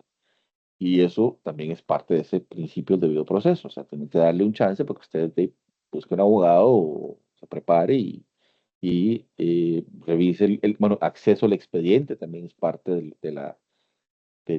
debido proceso, ¿verdad? No basta con que me diga, sino que tengo que tener acceso al expediente, tengo que ver qué es lo que hay y cómo puedo formular mi defensa. Entonces, derecho a la defensa, derecho a un contradictorio y, por supuesto, en materia judicial, derecho también a un juez natural, o sea, que no me puede juzgar alguien que no sea un juez de la República, sino un juez natural. Y eventualmente también, eventualmente no, y también tener derecho a la doble instancia. Todas estas cosas, bueno, no hace falta que las apunten, pero lo que quiero es poner un ejemplo, ¿verdad? Todo lo complejo que puede ser esto, ¿verdad? Pero todo esto que estoy hablando se resume en el principio del debido proceso. Entonces, cuando vayan ustedes avanzando en el conocimiento del derecho, pues se van a dar cuenta que cuando ustedes escuchan el principio del debido proceso, todas estas cosas que yo acabo de decir, saben que están ahí. ¿verdad? Y esto pues es parte de sus principios, es el derecho de la Constitución eh, general. ¿verdad? Y como este principio del debido proceso, hay muchos otros principios, como por ejemplo el principio de razonabilidad y proporcionalidad, es un principio que es muy, muy, muy, muy utilizado, eh, que básicamente lo que plantea el principio de razonabilidad y proporcionalidad es que antes de afectar derechos subjetivos o intereses legítimos de las personas, debe, solamente por parte del Estado o alguna entidad pública, debe analizarse si esa limitación o afectación que se va a dar a los derechos subjetivos o intereses legítimos de las personas son razonables. Y la razonabilidad está en la realización de algún fin público. El ejemplo más claro de esto es, para que Georginela no me haga carita de ojitos frutini, ¿va? Ahí le dije que se arrugó la cara, ¿va? Por eso es importante que tengan las cámaras abiertas, ¿va? Se dan cuenta. O sea, todos lo que están pidiendo David, Javier, Marco, Guillermo, que tienen la cámara apagada, no sé si están entendiendo. Entonces, el ejemplo más claro, mi estimada Georginela, es la época de la pandemia. Todos recordarán qué pasó en la pandemia. Aparte que cerraron escuelas, cerraron bares y cantinas, no, cerraron bares, cantinas, restaurantes, cines, teatros. Prácticamente la industria turística murió en ese periodo. También había limitaciones, como por ejemplo el famoso tema de las burbujas. ¿Verdad? Había limitaciones de tránsito, o sea, había restricción vehicular.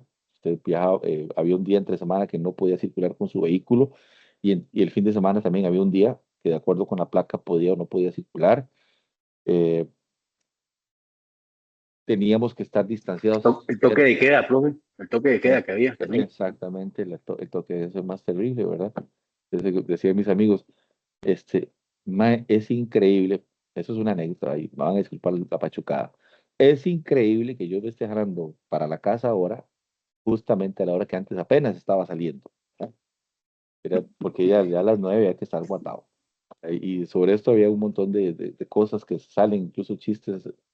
Yo no soy muy bueno contando chistes, pero uno en particular que me llamó mucho la atención, ¿verdad? Supuestamente hay un toque de queda y está un policía, ¿verdad? Y ve a un chaval y está viendo la hora. El toque de queda es a las 10 de la noche, son las 9:50. Entonces lo vuelve a ver y le apunta con el rifle y ¡pa! Lo mata. Dice, pero hey, ¿por qué lo mataste si todavía faltaban 10 minutos? No, no, tranquilo, es que yo sé dónde vive, jamás iba a llegar a las 10. Entonces, se lo echó porque no iba a llegar, ¿verdad? Entonces, ese tipo de humor, que es muy propio de los ticos, ¿verdad? Cuando podemos estar revolcados, que igual sacamos alguna, alguna cosa para reírnos de nosotros mismos, empezaron a darse, ¿verdad? Entonces, bueno, eh, definitivamente, Georginela y compañeros y compañeras, hubo limitaciones, un montón de derechos. Mm. Claro que hubo limitaciones, un montón de derechos. Ahora, el tema es que el principio de razonabilidad y proporcionalidad nos viene a hacer juzgar estas limitaciones de derechos. ¿A partir de qué? A partir de la satisfacción de un interés público. Entonces, si ese filtro de razonabilidad y proporcionalidad resultaba ser positivo, pues entonces, bueno, ahí era razonable y proporcional todas las medidas que el ministro Salas, ¿verdad? Mm. El ministro Salas. Salas impulsó junto con el presidente Carlos Alvarado en esa coyuntura pandémica que atravesó Costa Rica, ¿verdad? Pero sí, con las burbujas, con el cierre de establecimientos, etcétera, toda esta vaina, igual se propagaba o se diseminaba rápidamente la enfermedad, pues entonces pareciera que no fueron ni razonables ni proporcionales porque no sirvió para nada. Bueno, habrá quien juzgará que nunca fue necesario, habrá quienes dicen, yo particularmente pienso que sí, que fue muy oportuno, muy valiente el presidente Alvarado y el ministro Salas, porque definitivamente las medidas no eran nada populares. ¿Ah? Y sin embargo, por mucho tiempo contuvieron la propagación de la enfermedad. eh, y yo me atrevo a pensar de que, aunque estuvimos al límite, nunca llegó al extremo que, por ejemplo, se decía en aquel momento de que los médicos tengan que escoger a quién salvo. ¿Ah? Entonces ahí el cuadro clínico de cada quien jugaba un papel importante, si era gordito, si era diabético, si era hipertenso, y estaba con COVID y había una persona que no era ni gordo, ni diabético, ni hipertenso, pues entonces preferimos salvar a este porque probablemente ese gordillo se va a morir. ¿Ah? Entonces, ¿para qué gastar pólvora en sofilotes? Bueno, es extremo, y eso también es un chiste, ¿verdad? Y tal vez es sangrón, pero digamos, es un chiste y es la verdad. No, lo estoy diciendo en un lenguaje un poco grosero, pero es lo que realmente, o sea, estuvimos en ese escenario, a punto de, ¿verdad? Que los hospitales no tuviesen capacidad para darle atención a todas las personas. O sea, Emily tiene la mano levantada hace un rato. Disculpa, Emily. Profe, tranquilo, es que como para ver si me queda claro si es lo mismo que yo estoy pensando. Digamos, digamos, eso que usted está explicando, ese principio es como, por ejemplo, cuando se resuelve un expediente con un criterio de oportunidad, como para ver si le estoy entendiendo el concepto o estoy perdida. Es que el criterio de oportunidad tiene otra naturaleza, Emily, tiene otra naturaleza. No va Y por sin ese embargo, lado.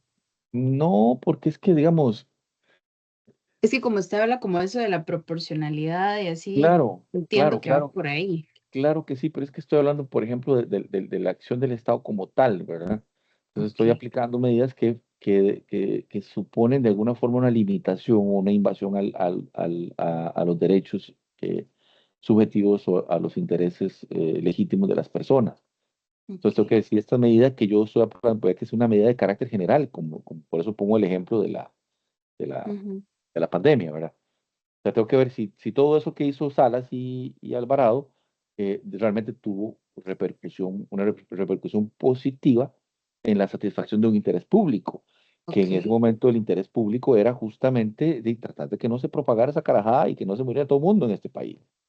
Entonces, ¿fue positivo o no fue positivo? Bueno, insisto, hoy, cuando ya la peluda pasó, un montón de, es que Carlos Alvarado, ¿qué tal? Ministro Salas, que son... pero si Ujú. en aquel momento no se hubiera hecho eso y la gente empieza a morir, entonces también, es que el presidente y el ministro Salas no hacen nada y aquí nos están matando a todos porque no hacen ninguna... ¿verdad? Entonces, esas cosas definitivamente cada quien las juzgará, ¿verdad? Yo particularmente pienso que sí fue muy atinada la política. Obviamente castrante, limitante. Tengo una anécdota terrible, triste y más... bueno, bueno, se lo voy a contar, porque ya que estoy hablando de esto, pues no lo voy a dejar con la duda. El asunto es que mi mamá, justamente en pandemia, le declararon un cáncer con metástasis, un cáncer en el hígado con metástasis. Nos habían dicho los médicos que podía tener una aspiración de vida de unos 3, 4 meses. Y resulta ser que, bueno, obviamente estamos en época de pandemia. Eh, Esto fue en el 2021, si no me equivoco, sí. Y y pasa que yo obviamente voy a pasar el fin de semana con ella, paso el sábado completo con ella, pero el día domingo mi carro por número de placa no circulaba. Mi mamá vivía en Desamparados en San José y yo vivo en Guapiles. Entonces, de ahí, ya como a la hora, pensando en que no me vaya a agarrar el policía, que sabe dónde vivo, este, ya yo pues me despido de mi papá, de mi mamá obviamente, y de mis hermanos que estaban por ahí, y me vengo para la casa, ¿verdad? Y obviamente agüevado, pues es una cosa más terrible, muy triste. Y como a las 11 de la noche, 11:30 de la noche me llaman, a las 11 de la noche me pone mi papá un audio donde se escucha a mi mamá como que respirando agua. Y bueno, entonces, obviamente yo me alarmo, llamen al médico, no puede ser posible. Y bueno, y para no cansarles con la historia, antitos de la medianoche me llama mi papá llorando diciendo que mami se murió. Y a mí lo que me generó fue un dolor tan grande y un enojo muy grande, porque yo no sé por qué, yo por pendejo me vine para la casa. O sea, me hubiera quedado. Nuevamente, tengo que viajar el lunes en la madrugada, pero esas son las cosas que uno no piensa. Y sin embargo, así como a mí me pasó eso, sé que muchas personas tendrán anécdotas tristes de estas limitaciones de tránsito en pandemia, ¿verdad? Y es algo que a mí, viera que contarlo me duele, ¿verdad? O sea, yo pude haber estado en el último minuto de mi mamá, pero por la bendita restricción vehicular me vine como a las 8 de la noche, eh, eh, creyéndole también a los médicos que me habían dicho que puede durar hasta 3 o 4 meses. Pero cuando le dictaminan la metástasis, mi mamá duró 5 días nada más. En 5 días se la voló el cáncer. Pero bueno, estoy hablando más de la cuenta de cosas que probablemente no tengan que ver. Pero lo que sí quiero que entendamos es que cuando hablamos del derecho constitucional general, estamos hablando de esos principios que están por ahí inmersos en el texto de la Constitución, pero no están, como decir, A, B, C, ¿verdad? Sino que son cosas que tenemos que integrar y sacar y ver. Y los ejemplos que puse fue el debido proceso y ahora el principio de razonabilidad y proporcionalidad. Así que eh, eh, también el derecho de la Constitución puede ser particular. Y cuando hablamos del derecho particular es cuando hacemos un análisis, un estudio de algún instituto en particular del derecho de la Constitución o de la Constitución, como por ejemplo, no sé, que nos pongamos a estudiar el, el, eh, el sufragio en Costa Rica. Entonces, un análisis de derecho particular costarricense sobre el sufragio. Entonces, bueno, lo primero que tenemos que agarrar, como ya ustedes saben, es el artículo 1, donde dice Costa Rica es una república, se me olvidó ahorita, libre, independiente, eh, democrática, libre, independiente, multiétnica y pluricultural. Y no es el artículo 2 que nos dice que la soberanía reside en el pueblo. Es decir, que el artículo 3, que quien se arrogue la soberanía está cometiendo el delito de traición a la patria. Irnos al artículo 9 de la Constitución, que en el párrafo segundo nos habla de la creación de un Tribunal Supremo de Elecciones con un rango idéntico a los poderes del Estado. Y obviamente a todos los artículos que tienen que ver con los derechos y deberes políticos que están regulados en la Constitución, de los que ya les mencioné en qué rango de la Constitución se encuentra. Entonces, a partir de ese análisis, de esa normativa, podemos tener un estudio particular del derecho de la Constitución costarricense en materia de sufragio. Y así con cualquier otra cosa que ustedes quieran hacer. Por ejemplo, podemos hacer un estudio particular de derecho constitucional particular sobre los derechos laborales, por ejemplo. Bueno, nos metemos de cabeza con los derechos que tienen que ver con el tema laboral. Y bueno, eso sería un estudio particular de derecho laboral, derecho constitucional laboral costarricense. Y bueno, eso es básicamente. Y el derecho de la Constitución también puede ser comparado, derecho constitucional comparado. Y esto pues obviamente es bastante más sencillo porque puede ser un estudio de derecho general comparado, donde agarramos los principios generales de la Constitución de Costa Rica y los comparamos con los principios generales de la Constitución de Nicaragua, por ejemplo, y eso ya es un estudio de derecho constitucional general comparado. Es un derecho comparado. Igual, si lo hacemos particular, un estudio de derecho particular constitucional comparado. ¿Verdad? El tema del sufragio, el que hablé hace un ratico, ¿verdad? Entonces, así funciona en Costa Rica. Bueno, vamos a ver la Constitución de Nicaragua. El tema del sufragio se maneja así.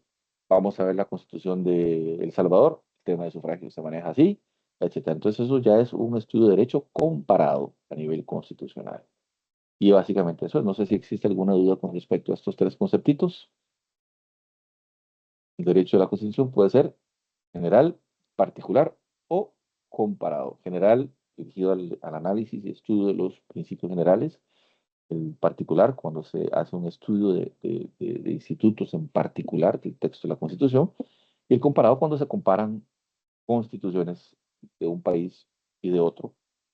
Y eso pues, es un análisis comparado. Ok. Aspecto fundamental de todo el aprendizaje es que la Constitución, entonces, muchachos, no se resume a la enunciación de los textos de la Constitución, sino que también lleva incorporada una serie de principios, valores y praxis y convenciones que se revelan a partir del derecho a la Constitución.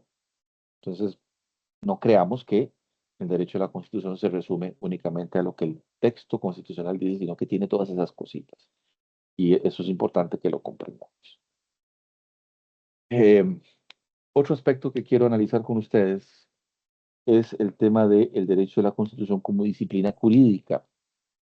Y hay que decir que como disciplina jurídica el derecho a la Constitución tiene, digamos, hay dos aspectos que hay que rescatar.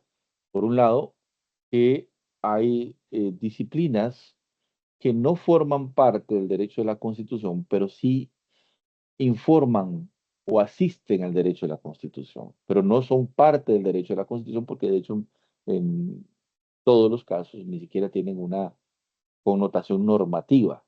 Y estas disciplinas que informan pero no integran al derecho de la Constitución son ni más ni menos que la historia constitucional, la política constitucional y la sociología constitucional. Son tres disciplinas que, insisto, informan al derecho de la Constitución, pero no lo integran, ¿verdad? Repito, historia constitucional, política constitucional y sociología constitucional. ¿De qué se trata la historia constitucional? Bueno, básicamente es un análisis, un estudio de cómo evolucionan a través de los años los diferentes institutos del derecho constitucional. Por ejemplo, yo les comento que en la primera constitución que Costa Rica tiene, se llama Pacto de Concordia, es el nombre cortito, eh, y en esa constitución se establece que el sufragio o la forma de elección debe ser en varios grados. Se establece un sistema de elección en varios grados. Eso 1821. Esta elección en varios grados se mantiene en la historia costarricense, de la Constitución costarricense hasta 1913, cuando se reforma la Constitución de 1871 y se establece el voto directo, que es parecido al que tenemos ahora. Sin embargo, ese voto directo todavía no es universal, como sí es ahora. ¿Sí? ¿Por qué? Porque solamente pueden votar algunas personas, generalmente con criterios de tipo económico, ¿verdad? O sea, los que tenían acceso a poder ejercer el voto de manera directa. Y aparte de eso, pues obviamente las mujeres que tampoco tenían derecho al sufragio en Costa Rica, sino hasta 1949. Y en 1949, ya con la creación del Tribunal Supremo de Elecciones, se establece el voto directo, pero además universal, indicando que todos los ciudadanos tienen derecho a ejercer el sufragio. Pues cualquier costarricense mayor de 18 años que no esté en estado de interdicción, o sea, que no tenga, que no esté declarado con en interdicción, o sea, que tiene pleno ejercicio de su capacidad cognitiva, tiene la posibilidad de ejercer el sufragio. Entonces, ven, hay una evolución y eso es parte de lo que sería la historia constitucional, concretamente en cuanto a la naturaleza de la forma de elegir en Costa Rica, ¿no? Al principio, sistema en varios grados, 1913 se cambia a voto directo y ya a partir de 1949, aparte de directo, también es universal. ¿Okay? Entonces, eso es un ejemplo de lo que es la historia constitucional. Y así como hemos hablado del sufragio, podemos hablar de cualquier otra cosa que pueda generarnos una enseñanza en cuanto a la transformación que con los años ha podido ir experimentando. La política constitucional, en cambio, muchachos, básicamente lo que estudia es cuáles son las finalidades de los institutos constitucionales. O sea, ¿para qué se establece un instituto constitucional en particular? ¿Qué es lo que se pretende lograr? ¿Cuál es la finalidad? Ese es el objeto al que se dirige la política constitucional. Entonces, por ejemplo, hablamos del artículo 59. No, el artículo 50, por ejemplo. eh, el Estado procurará el mayor bienestar a todos los habitantes del país, organizando y estimulando la producción y el más adecuado reparto de la riqueza. Tienen ustedes ahí una norma programática, así, pura y dura. ¿Cuál es la finalidad de esa norma? ¿Para dónde va? ¿Qué se pretende conseguir con esa norma? Ese es el análisis de la política constitucional. Entonces, de alguna forma, comprometer al Estado, hacerlo entender que ya no es un Estado liberal, sino un Estado social que tiene que intervenir necesariamente para poder procurar y garantizar el mayor bienestar para todos los habitantes del país, como interviniendo en la organización y estimulación de la producción, y que esa estimulación y organización de la producción tienda al más adecuado reparto de la riqueza. ¿No? Eso es un estudio de política constitucional. Y así como eso, cualquier otra disposición constitucional puede generar esta duda o este análisis hacia dónde se encamina, ¿verdad? Eh, por otro lado, la sociología constitucional básicamente lo que plantea es el estudio de cómo de cómo hay fenómenos sociales que afectan el funcionamiento de las instituciones constitucionales, ¿verdad? Fenómenos sociales que inciden en el funcionamiento de las instituciones constitucionales. Por ejemplo, todos recordarán el caso Isel Catel, cuando David me imagino que con mucho más razón. Eh, en ese proceso, pues obviamente fue un boom boom. Hay un fenómeno social importante donde se destapa un tamal de presunta corrupción. Y bueno, un expresidente se va para Suiza, otro es traído, pues lo había nombrado secretario general de la OEA, y otro estaba por ahí, y resulta ser que les dictan orden de captura y dos expresidentes estuvieron en prisión preventiva por varios meses, ¿verdad? Y a partir entonces de todo ese destape de la corrupción, entonces se genera todo un fenómeno social que sin duda alguna incidió en el funcionamiento de las instituciones constitucionales. ¿Por qué? Porque a partir de ahí empieza a generarse, por ejemplo, legislación. La Asamblea Legislativa corre a promulgar legislación y de ahí nace, por ejemplo, la ley contra la corrupción y el enriquecimiento ilícito en la función pública.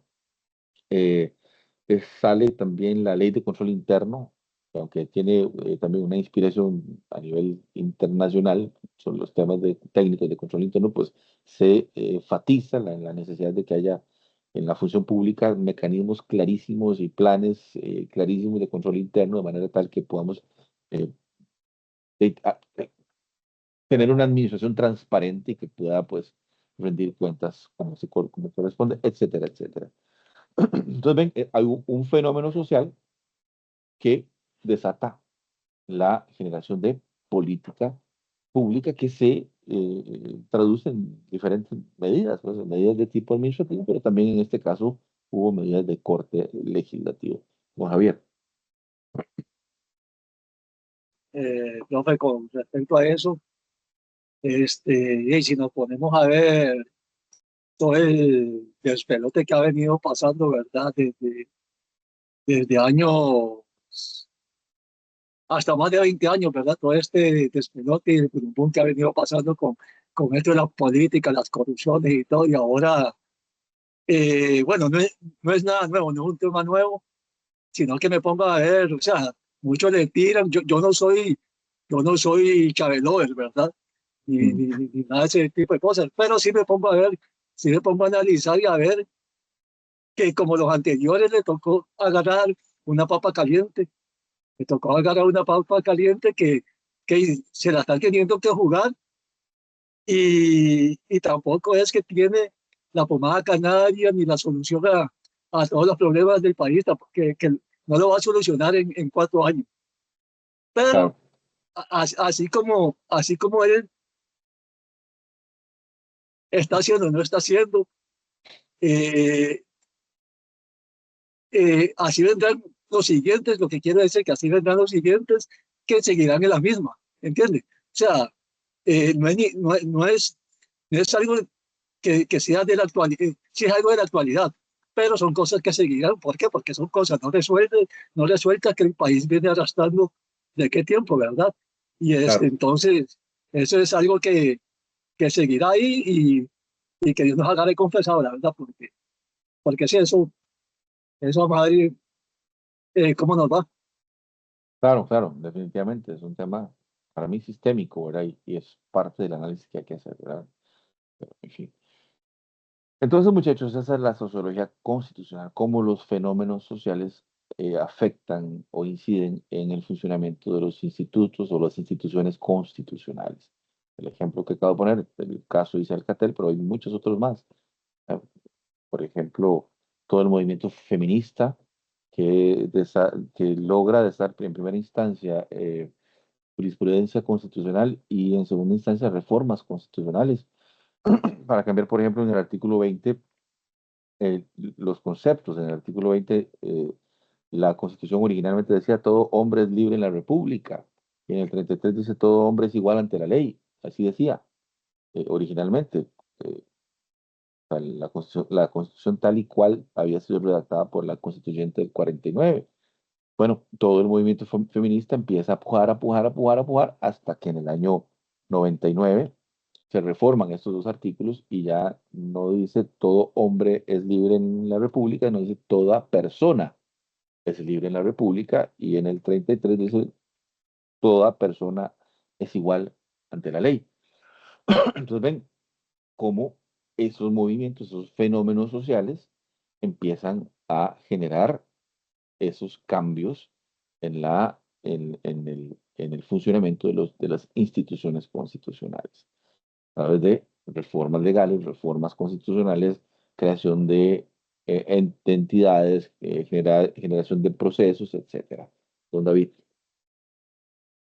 Profe, ¿cómo entendemos ese principio de igualdad ante la ley ante eventos, digamos, como el que recientemente todos conocimos, ¿verdad? Con el tema de la, eh, ¿cómo se llama? Este foro, esa protección que tienen los diputados, ministros, presidente de la República. Se me escapó el nombre. Pero ¿cómo entender ese principio de igualdad Don ante David, la ley, ¿verdad? hagamos un rato. Apunte esa pregunta por ahí y en la próxima clase, digamos, me vuelvo a preguntar. Porque Ok. obviamente a mí me pica la lengua por hablarle del tema. Lo que pasa es que ya casi que se me acaba la clase y todavía me faltan cositas que ver. Entonces Ok. no me distraiga. De acuerdo. No, con muchísimo gusto, pero apúntelo en serio y hablamos de, porque a mí se me va a olvidar, pero yo sé que usted no. Entonces me vuelve a plantear la pregunta en la próxima clase, ¿ok? Ok. Ok, entonces, bueno, son las disciplinas que no integran, que informan, pero no integran al derecho de la Constitución: historia constitucional, política constitucional y sociología constitucional. Las que sí integran al derecho de la Constitución son la teoría del Estado, que tiene que ver concretamente con el análisis de la estructura del Estado, o sea, el primero y segundo objeto de estudio del derecho de la Constitución. Esos son objetos de estudio de la teoría del Estado y por lo tanto forman parte del derecho de la Constitución. La teoría del Estado está dirigido al primero y segundo objeto de estudio del derecho de la Constitución. El derecho federal o regional, este no tiene mucha relevancia con nosotros, pero también existe, ¿verdad? Fundamentalmente en aquellos países donde hay estados, son estados federales, o donde están compuestos por regiones autónomas, como el caso de España, o estados federales, como el caso de México, como el caso de Estados Unidos, pero donde cada estado tiene su propia constitución y hay una constitución general del estado. Entonces, las relaciones jurídicas, políticas, sociales, etcétera, que se dan entre el estado federal y cada uno de los estados federados, eso es objeto de estudio del derecho federal o del derecho regional. Como les digo, Costa Rica no es un estado federal, es una república. Por lo tanto, eh, no es algo que nos atañe de manera directa. Sin embargo, bueno, es importante que obviamente no solo existe la Constitución de Costa Rica, sino todos los estados tienen constitución. Entonces, las constituciones de los estados federales pues tendrá regulación sobre este derecho federal. ¿Cuál es la dinámica, cuál es la relación jurídica entre el Estado federal y cada uno de los estados federados? Eh, el derecho electoral también es una disciplina que integra el derecho de la Constitución, por supuesto. Las repúblicas o las sociedades, los estados modernos giran en torno a una organización que tiene que ser democrática, más la Constitución es por esencia democrática. Una Constitución que no sea democrática no es Constitución, y por lo tanto la democracia significa eh, abrir el espacio para que los ciudadanos puedan elegir a sus representantes, la democracia representativa. Y por tal motivo, todo lo que tiene que ver con el derecho electoral forma parte del derecho de la Constitución.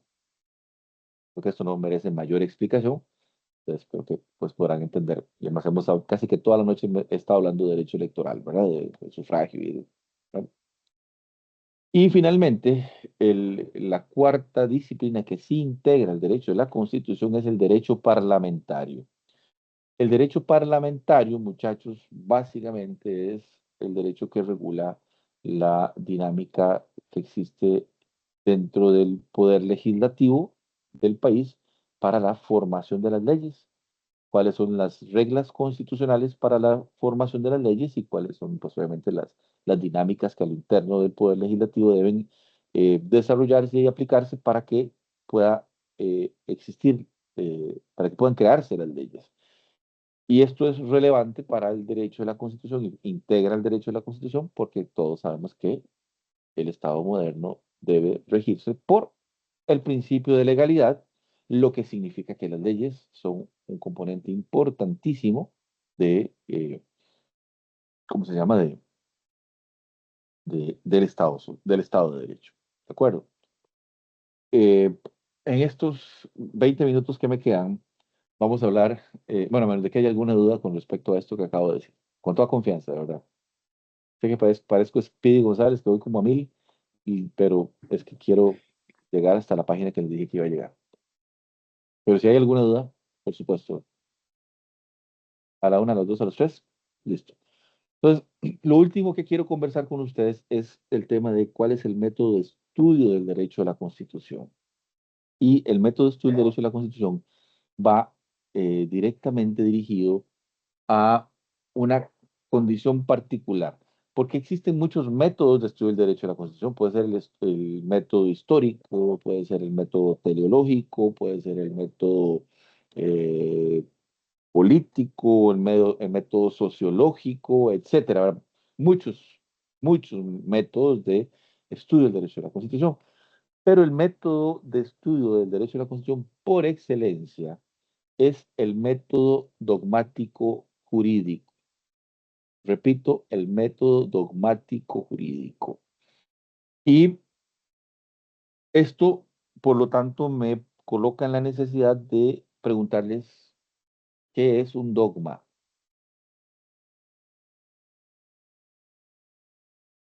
Yo creo saber qué son los dogmas de la Iglesia Católica, A ver, creo, dime a ver si es que cierto. son como cuestiones que hechos, no sé, situaciones, leyes, creencias, que la Iglesia dice, y entonces esto es cierto, y vamos a creer en esto, y eso es un dogma. Muy bien, Melissa. Está muy bien, está muy bien. Pero digámoslo en otros términos, podemos decir que un dogma es entonces una verdad inapelable. Eso, exactamente. Entonces, no sé, la Virgen María, Bueno, los dogmas marianos, por ejemplo, ajá, el- exactamente, una mujer virgen que no conoció varón, de repente vino el ajá, Espíritu Santo y se encarnó en María la Virgen, el Hijo de Dios. Es un dogma exactamente. Eso es mariano. un dogma. Eh, Otro dogma mariano, que ascendió en cuerpo y alma a los cielos, ¿no? Ajá. Es un dogma. O sea, si usted es católico, tiene que creer eso sí o sí. Sí, Y exactamente. Ya eso usted lo asume con su... No hay discusión, usted lo asume con su religión y si usted no va a creer en esos dogmas, pues cambia de religión. exactamente. Correcto. Bueno, el credo, que se reza en Ajá, todas las veces en la misa, el credo, ahorita no me acuerdo. El credo es un arsenal un listado de dogmas, ¿verdad? Son cosas que exactamente. tienen que creerse porque sí, ¿verdad? Ujú. Listo. Sí. Bueno, entonces, un dogma es una verdad inapelable, una verdad incuestionable. Eh, Nayeli, Profe, pero entonces eso es únicamente como dentro de su propio sistema. A ver si lo entendí bien, no es como algo general, sino en su propio sistema. bueno, obvio que sí, porque digamos, yo no puedo plantear los mismos dogmas para Nicaragua o para Panamá o para, o sea, cada constitución tendrá sus propios dogmas, ¿verdad? Ok, ok. Y obviamente cuando estamos hablando de la religión, porque es que la religión es el mejor ejemplo, ¿verdad? Porque se establece a partir de la creación de un montón de dogmas. Entonces si usted es de esta religión, tiene que creer esto, sí o sí. Por ejemplo, los que no admiten trasplantes de órganos, ni siquiera Testigos de transfusiones de Jehová. sangre. Bueno, es un dogma de ellos, ¿eh? Es que si van con sangre de otra persona, ya no entran al cielo, ¿ah? Ahí quedan en lista de espera, ¿no? son dogmas, pero son dogmas de fe. En este caso, estamos hablando de que el derecho de la Constitución se establece a partir de dogmas, pero dogmas jurídicos. Por eso el método de estudio del derecho de la Constitución es dogmático jurídico. Javier, querías decir algo, perdón. Sí, profe, son como ideologías, ¿no? Eh, Es que más que ideología son verdades inapelables. Aquí no estamos hablando de ideología. Usted es católico, tiene que creer que la Virgen era virgen y que tuvo a Chuchito y era virgen. ¿Ah? Usted tiene que creer que la Virgen subió en cuerpo y alma al cielo y tiene que creerlo y está, punto. O sea, porque así lo establece la Iglesia Católica. ¿Quién lo estableció? Pues es la jerarquía de la Iglesia Católica en algún momento, ¿verdad? Este, eh, igual todo lo que dice el credo, ¿verdad? Muchas de las cosas que dice el credo me parece que son compartidas casi que por todas las religiones cristianas, ¿verdad? Muchas, otras no, pero en fin. Eh, pero entonces ves, es eso. Pero ya apartándonos del tema de la religión, que además es espinoso, entramos en el derecho a la Constitución. El derecho a la Constitución establece dogmas, claro, pero dogmas jurídicos, por eso el método es dogmático jurídico. Y para poner un ejemplo, yo sé que ya me estoy abusando del tiempo de ustedes, pero regálenme nada más 5 minuticos. Prometo no defraudarlos. O sea, voy a tratar de ser todo lo elocuente e interesante para que no se me duerman en este ratico que les voy a robar. Este, por ejemplo, yo podría decir, argumentar con ustedes. Miren, estoy viendo los índices de violaciones a mujeres y además los índices ¿cómo se llama?, de embarazos producto de violaciones que se está disparando. Es una barbaridad que una mujer, aparte de ser ultrajada por un desgraciado que la viola, tras de eso tenga aparte de todos los traumas que eso le puede generar, además cargar una criatura en su vientre de un desgraciado que la violó. Entonces, eh, definitivamente esto es opinable y definitivamente podríamos decir, aprobemos una ley a favor del aborto en los casos de que la mujer quede embarazada producto de una violación. Mire, y argumentalmente pueden existir 1000 argumentos, todos súper elocuentes. Y alguno dirá todavía más cabrón, dirá, bueno, y si agarran al desgraciado, también que le apliquen la pena de muerte a ese desgraciado, porque no tiene por qué estar andando en esas carajadas. Además, perro que come huevos, ni quemándole el hocico. Entonces, si violó una vez, va a violar el resto de su vida y es mejor que lo maten de una vez ese desgraciado. Entonces, aborto para las mujeres que quedan embarazadas por violación y pena de muerte para el desgraciado violador. Argumentaciones. Y todas de repente, si tocamos las fibras de los sentimientos y del hígado y lo demás, de repente, pues sí, se convierte esto en una bola de nieve. Pero ¿qué es lo que pasa? Que el artículo 21 de la Constitución establece en el artículo más pequeñito de la Constitución, y digo más pequeñito porque son apenas 5 palabras, dice, la vida humana es inviolable. ¿Qué carajos es eso? Un bendito dogma. La vida humana es inviolable. Entonces, ¿por qué pasa entonces el razonamiento de si estas medidas tan elocuentes y tan racionalmente, aparentes, racionalmente identificadas, proceden o no proceden? Bueno, en este caso, empezamos a analizar. A partir de este momento, podemos decir que hay vida. Y por ahí es donde se han querido ir quienes de alguna forma apoyan aprobar aborto en casos calificados, sobre todo cuando se trata de violaciones, cuando se trata de, bueno, de personas menores de edad, niñas, o dependiendo la edad del violador, será siempre una violación, aunque entre comillas haya consentimiento, y las personas con discapacidad cognitiva, ¿verdad? Son todos planteamientos bastante razonables, pero la vida humana es inviolable. Entonces, ¿qué pasa con toda esa razonabilidad de los argumentos? Que pegan contra el dogma del artículo 21. Y entonces, ¿qué significa? Que tenemos que hacer un estudio de cualquier cosa a partir de un análisis dogmático jurídico, de las normas que se constituyen en dogmas dentro del texto de la Constitución y se convierten entonces en el tamiz por el cual vamos a pasar cualquier acto, cualquier norma, cualquier reglamento, cualquier cosa que queramos aprobar. Y básicamente, muchachos, esta es la labor de la Sala Constitucional. Eso es lo que hace la Sala Constitucional cada vez que analiza una acción de inconstitucionalidad, si una norma es o no es inconstitucional. Un análisis dogmático jurídico, porque tendrá que analizar si esa ley propuesta o esa ley ya vigente es contraria o no al derecho de la Constitución, es contraria o no a los dogmas que están incorporados en el texto de la Constitución.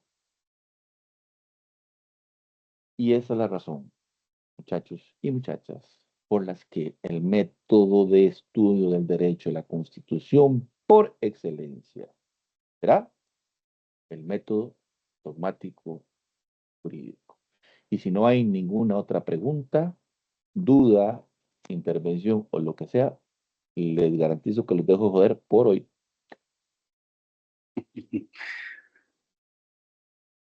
Profe, la Buenas otra clase entonces noches. es el examen.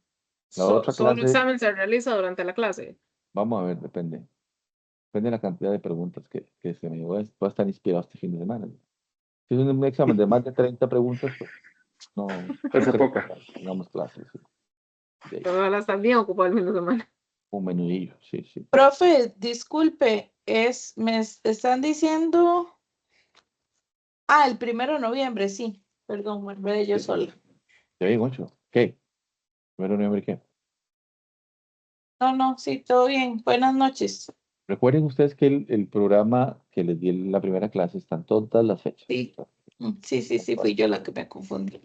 Bueno, muchachos y muchachas, de verdad siempre es un gusto estar con ustedes, así que desde lo más profundo de mi corazón les deseo lo mejor de lo mejor, que terminen, ya, hoy están en el ombligo de la semana, faltan 2 días para que llegue el fin de semana, ya paso mañana es viernes y el cuerpo lo sabrá, así que espero que pasen muy saludables. Por favor, estudien mucho y les reitero, lean el texto de Rubén Hernández si quieren salir bien. Si no, pues entonces no lean un carajo, allá ustedes. Pero lean el texto de Rubén Hernández, por favor. Repasen las clases. Recuerden ustedes que el texto, pues yo obviamente para mí es una guía, pero no es que yo leo textualmente el texto, sino que obviamente yo hago mis aportes y por eso es importante que repasen las lecciones, repasen también las normas constitucionales a las que hemos hecho referencia a lo largo de estas 3 clases y un piquito. Y nada, un abrazo grande, bendiciones a todos, espero que estén muy bien. Por ahí los que estaban enfermos, que no pudieron conectarse hoy, les dejo esta grabación, deseándoles de verdad de corazón que se recuperen pronto. Y nada, nos vemos. Buenas noches. Acuérdense, Buenas noches, profesor. Buenas noches. Buenas noches. abrazos, bendiciones, se cuidan.